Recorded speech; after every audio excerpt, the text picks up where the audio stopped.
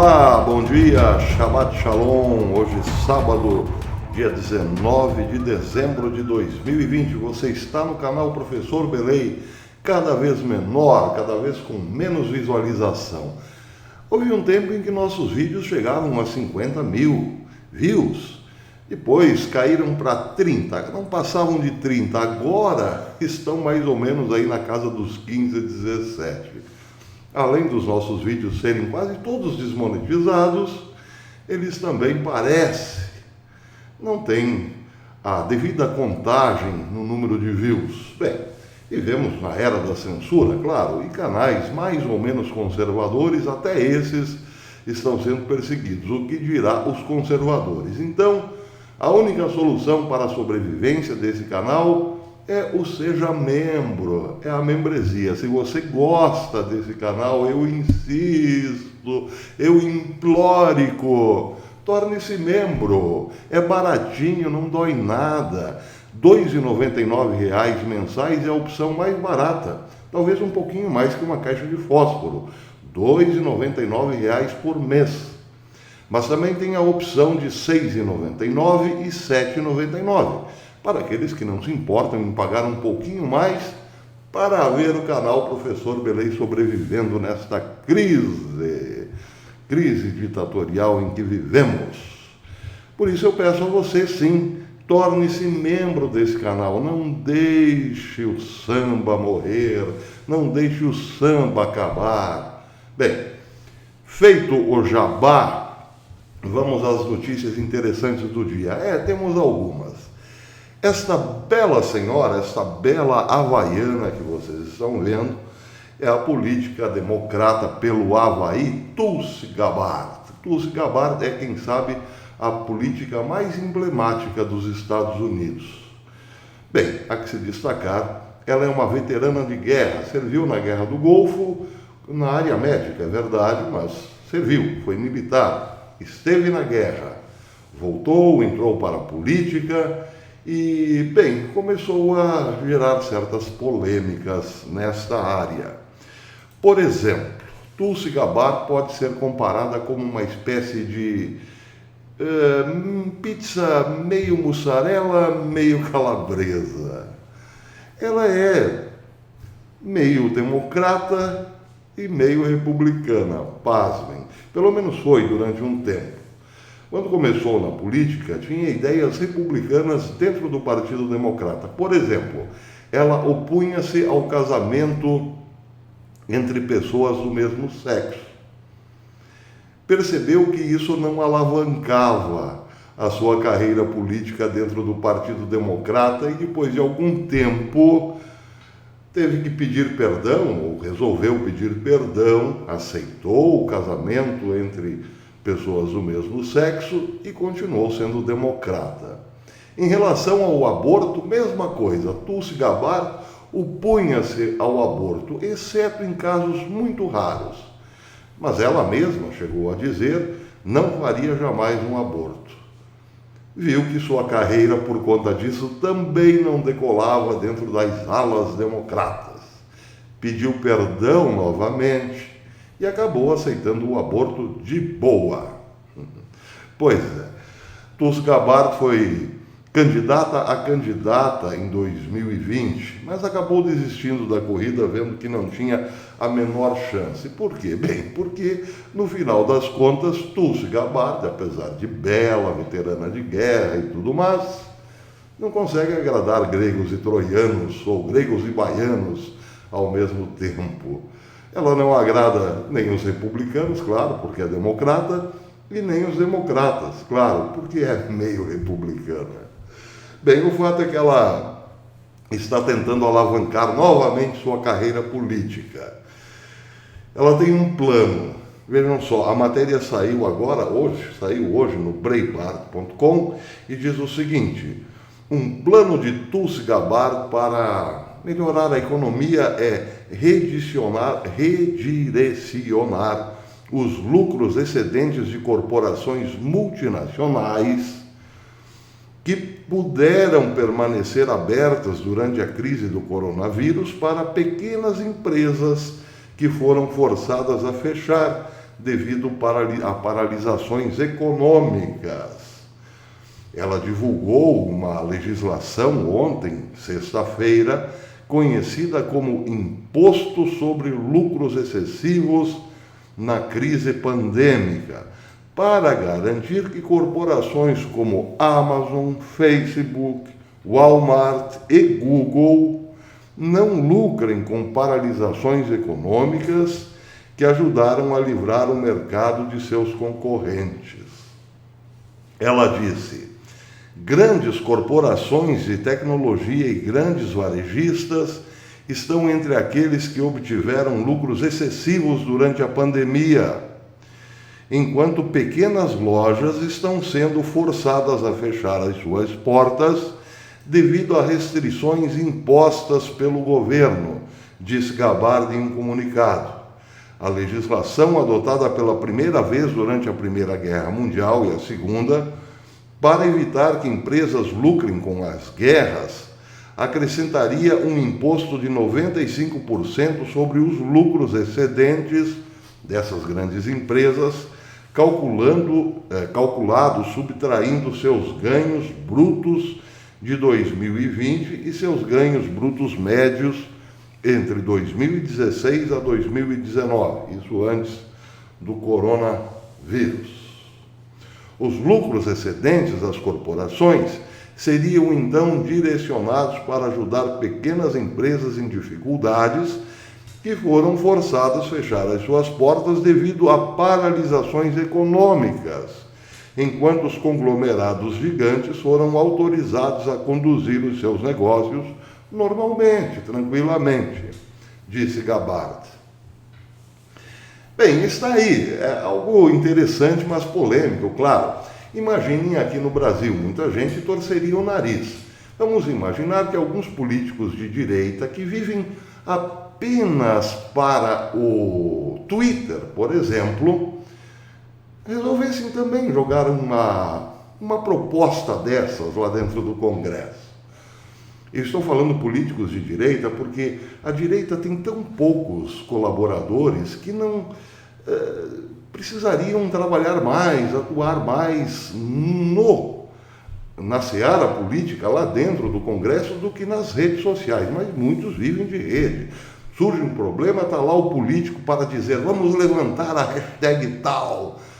Bem, nós precisamos de projetos. Então imaginemos que alguns políticos da direita, que notoriamente fazem parte do grande salão do Twitter ou Facebook, enfim, das redes sociais, propusessem leis como essas. Já imaginaram o que seria? Bem, aqui no Brasil, muita gente torceria o nariz, como disse, mas outros até gostariam. Como, por exemplo, penso eu, isso é pensamento meu, claro, o Magazine Luiza. Magazine Luiza lucrou muito nos últimos tempos. Ele passou pela crise como um surfista do Havaí. Eu já fui surfista, né? Não muito bom, claro, não cheguei a disputar grandes torneios, mas sei como é isso. As ondas afetam todo mundo, menos o surfista, ele passa por cima delas. Bem, eu não fui surfista, claro, mas a imaginação vale tudo. Pois é, o Magazine Luiza passou pela onda com muita maestria de um surfista havaiano, mas não se importaria de dividir os seus lucros com lojas que tiveram que fechar, porque afinal o Magazine Luiza sempre defendeu o socialismo. Ou alguém esqueceu que a dona do Magazine Luiza é amicíssima desse pessoal da esquerda, como Lula, Dilma, Lula, Dilma, etc. Está aí uma oportunidade de mostrar o socialismo na prática. Seria muito bom. Imaginaram a dona do Magazine Luiza chegando, claro, numa rede social, na sua conta, no Facebook, no Instagram, dizendo o seguinte: olha, nós tivemos um excedente de lucro nesse último ano e também considerando um excedente nos últimos 4 anos, vamos dividir este excedente com pequenas lojas que tiveram que fechar. Estamos provando que o socialismo funciona. Muito bem. Pois é. É talvez por isso que os socialistas lá do Partido Democrata não gostam muito da socialista Tulsi Gabbard. Ela quer o socialismo real. E o socialismo real não existe, ele só existe quando alguém trabalha para que eles funcionem, que eles sobrevivam. Esse pessoal da Big Tech, ou então da Amazon, por exemplo, eles não vão dividir o lucro com ninguém. É claro que não. Mas eles querem que você, pacato cidadão, divida a sua casinha, a sua pequena propriedade com eles. Percebeu? Muito bem. A segunda notícia do dia tem tudo a ver com Magazine Luiza, Amazon e tudo o mais. A matéria diz o seguinte: ladrões em Cleveland roubaram outro caminhão da Amazon. Você ouviu bem, outro caminhão da Amazon. Um segundinho, vamos para a nossa baldeação. Baldeação realizada com extremo sucesso. A matéria saiu no cleveland.com. Cleveland, Ohio. Ladrões em Cleveland roubaram mais um caminhão da Amazon. É a quinta vez que um caminhão da Amazon é roubado em Cleveland. O último incidente aconteceu por volta das 16 horas de quarta-feira, de acordo com o relatório da polícia de Cleveland. Um motorista de entrega disse à polícia que teve que sair do caminhão, saltou do caminhão e teve que correu para deixar os pacotes que seriam entregues num prédio para os meliantes. Ele se virou e viu alguém dirigindo sua caminhonete para fora do estacionamento, seguindo por uma SUV branca com um número desconhecido de pessoas sentados dentro dela. E aí já podemos imaginar, o caminhão foi bloqueado, as boas pessoas que ocupavam os dois veículos, a SUV e o caminhão, saltaram para fora armados, o motorista cascou fora, como se diz lá em Minas, e eles ficaram com a mercadoria. É a quinta vez em Cleveland. Bem, parece que esse é o socialismo que está realmente funcionando na América, coisa que era exclusivamente nossa. Nem isso mais temos a exclusividade, porque eu me lembro, há alguns anos, a Casas Bahia, por exemplo, reclamar que era impossível entregar as encomendas em certos morros cariocas, porque os caminhões iam e não voltavam, ou melhor, voltavam, mas sem ter entregado a mercadoria para os donos. Eles eram aliviados no caminho. Isso era exclusividade nossa. Agora não é mais. Está tudo socializado nessa área. Terceira notícia interessante do dia. Essa tem a ver conosco. Paulo Guedes disse que salvou o governo, porque havia um golpe em curso envolvendo Rodrigo Maia, Dória, alguns da área da justiça, como disse o próprio Paulo Guedes, enfim, um grupo grande, forte, queriam a cabeça de Bolsonaro, iriam derrubá-lo, a menos que o governo demonstrasse um gesto de boa vontade.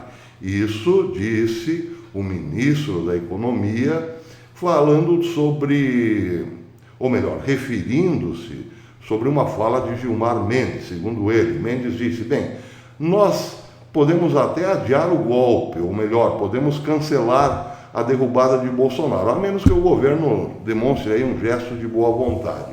Foi aí que o governo apresentou a cabeça de Weintraub como um gesto de boa vontade.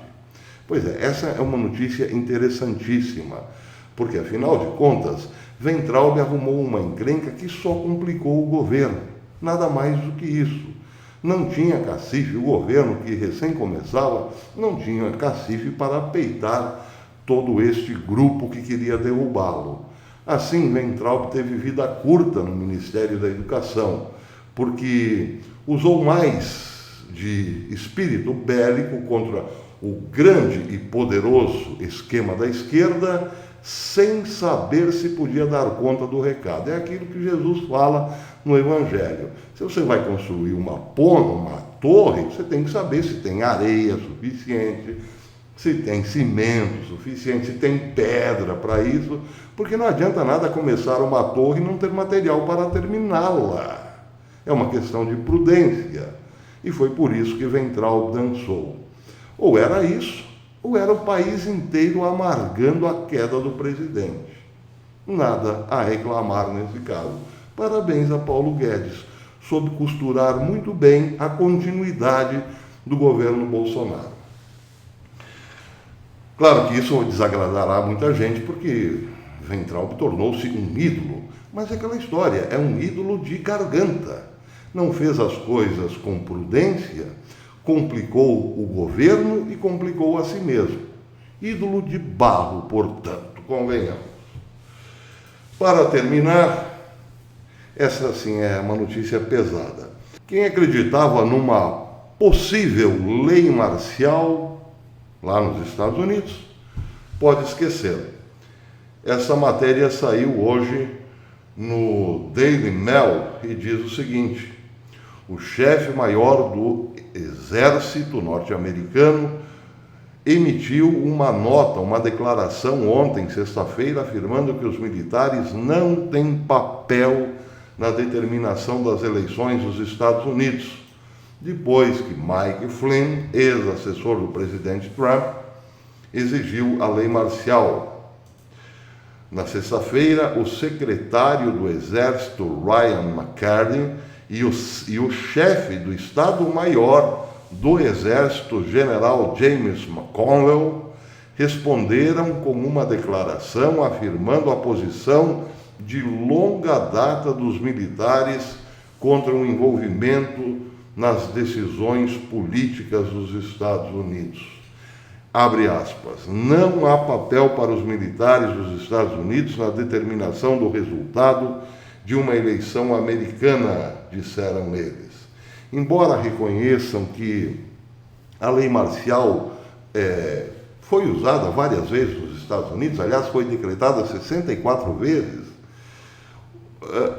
observaram, no entanto, que nenhuma vez a lei marcial foi usada para corrigir aquilo que hoje é chamado de teoria da conspiração, ou melhor, teoria da conspiração da fraude eleitoral de 2020.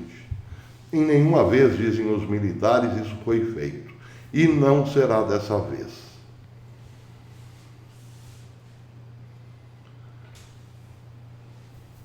Bem, por enquanto é isso. Até depois.